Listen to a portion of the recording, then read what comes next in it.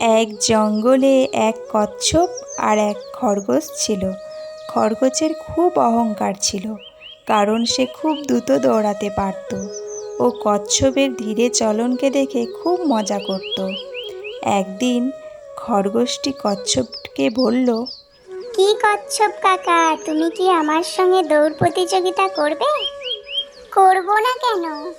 আমাদের দুজনের মধ্যে যে জিতবে সে খুব বড় পুরস্কার পাবে। ঠিক আছে। এবার এই দৌড় প্রতিযোগিতা দেখার জন্য জঙ্গলের সকল জীবজন্তু বড় আগ্রহের সাথে সেখানে এসে উপস্থিত হয়। আমাদের দুজনের মধ্যে যে প্রথম ওই দূরে পাহাড়ের কাছে পৌঁছাবে সেই হবে বিজেতা। ঠিক আছে। দৌড় প্রতিযোগিতা শুরু হয়। খরগোশ জোরে দৌড়াতে শুরু করে আর কচ্ছপ ধীরে ধীরে চলতে থাকে। খরগোশ খুব জোরে দৌড়াতে শুরু করে আর কচ্ছপ ধীরে ধীরে চলতে থাকে। এইভাবে কিছু দূর যাওয়ার পরে খরগোশটি পেছনে তাকিয়ে দেখে ও কচ্ছপকে কোথাও দেখতে পায় না।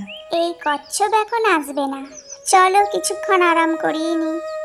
আর খরগোশটি আরাম করতে করতে এক সময় ঘুমিয়ে পড়ে।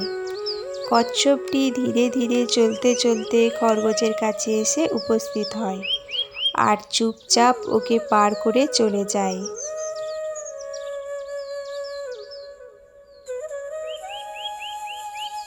কিছুক্ষণ পর যখন খরগোশের ঘুম ভাঙে, ও উঠে খুব দৌড়াতে শুরু করে। দৌড়াতে দৌড়াতে সেই পাহাড়ের কাছে গিয়ে পৌঁছায় আর কচ্ছপকে দেখে বলে, বন্ধু, তুমি জিতলে, আমায় ক্ষমা করো। এই গল্প থেকে আমরা এটাই শিখলাম যে কখনো কোনো জিনিসের অতিরিক্ত গর্ব করতে নেই।